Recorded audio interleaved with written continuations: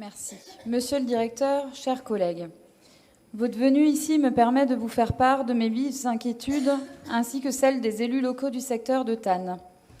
Il y a plusieurs mois, au sein de cet hémicycle, je m'insurgeais contre la fermeture programmée de la maternité de l'hôpital de Tannes. En effet, j'annonçais que si le service de maternité fermait, alors l'hôpital de Tannes se retrouverait menacé dans son intégralité. Aujourd'hui, monsieur le directeur, je constate que mes inquiétudes se confirment. Dans ce nouveau plan d'aménagement, l'hôpital se retrouve relégué à un rôle subsidiaire d'hôpital de proximité. Ce reclassement en hôpital de proximité conduirait, selon la définition du terme hôpital de proximité, issu du décret du 20 mai 2016, à la fermeture du service de chirurgie ainsi que du service obstétrique. Je me permets de vous alerter une nouvelle fois, ce secteur est déjà très fragilisé. Plusieurs faits divers ont déjà eu lieu ces derniers temps, avec notamment des accouchements en bord de route. En cas de fermeture du service, qui me semble actuellement vital pour notre vallée, l'hôpital le plus proche serait alors Mulhouse. Monsieur le directeur, pouvez-vous nous donner concrètement les éléments en votre possession concernant le devenir de l'hôpital de Tannes? Merci. Je vais revenir sur l'hôpital de proximité. C'est vrai qu'aujourd'hui, il y a beaucoup d'inquiétudes sur cette évolution, tout simplement parce qu'on n'est pas encore rentré dans une phase très concrète, très précise. Il y a quelques idées générales qui sont traduites dans la loi. Il y aura en 2020 une procédure de labellisation des hôpitaux en proximité et en 2021 un nouveau financement dont le gouvernement s'est engagé à ce qu'il soit plus favorable que le système actuel. Ça veut dire que, et je retiens tout à fait la proposition du président Khalifé, ça veut dire que nous aurons à nous concerter dans l'ensemble des territoires sur cette mise en place de l'hôpital de proximité. Et je pense qu'une des conditions de la réussite, c'est qu'on soit capable de démontrer que les services de l'hôpital en proximité y répondent très directement à l'évolution des besoins de la population. Ce que vous avez dit.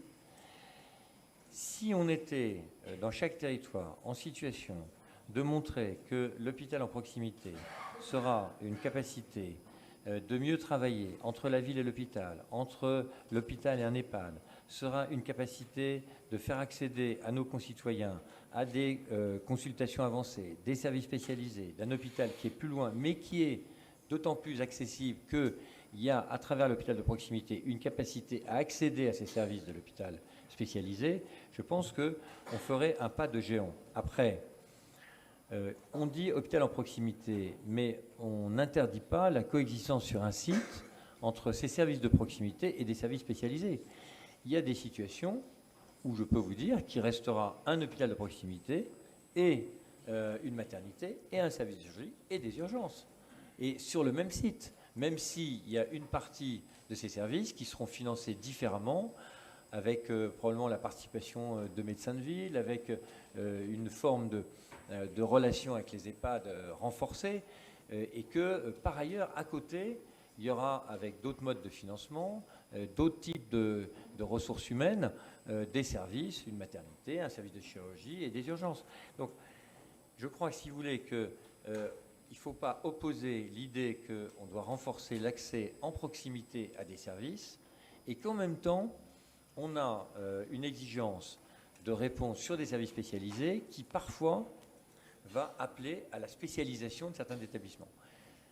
Vous savez, très franchement, on ne peut pas garantir la présence d'équipes professionnelles dans tous les territoires parce que tout simplement, il y a des contraintes de démographie médicale, il y a le fait que pour qu'on ait de l'efficacité, il faut une équipe nombreuse, cohérente, bien professionnalisée, et que ça, c'est malheureusement pas possible d'implanter partout. Il y a aussi la possibilité d'articuler un service de proximité avec un service spécialisé. Le recours, je vais vous donner un exemple sur Tannes pour vous répondre, madame.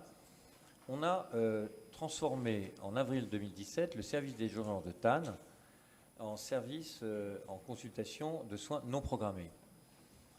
Je parle sous le contrôle de vous, madame, mais la satisfaction de la population et aussi des élus qui la représentent est réelle par rapport à ce qu'a été l'apport de ce service de soins de consultation non programmés. Pourquoi ?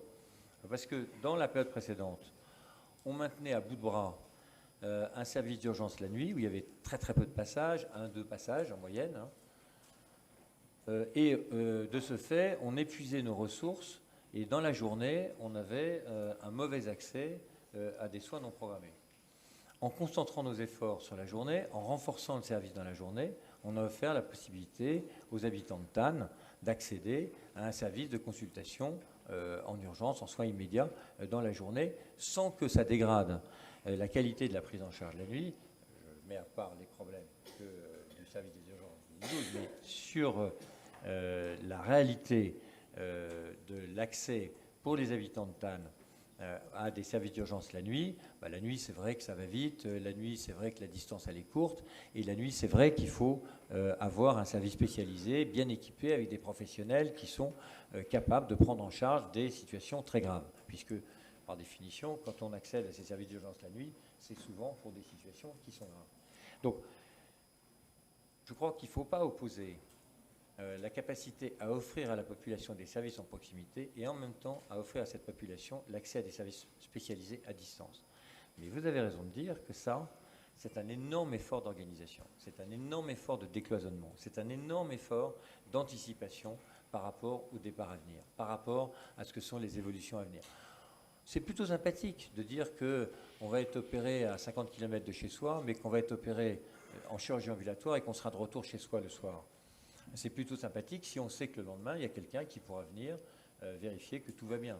C'est plutôt sympathique si on se dit que cette opération, elle sera un moment ponctuel, mais que ce qui est important, c'est d'avoir un médecin traitant qui peut vous suivre tout au long de votre vie et qui peut faire appel à d'autres professionnels. Bon.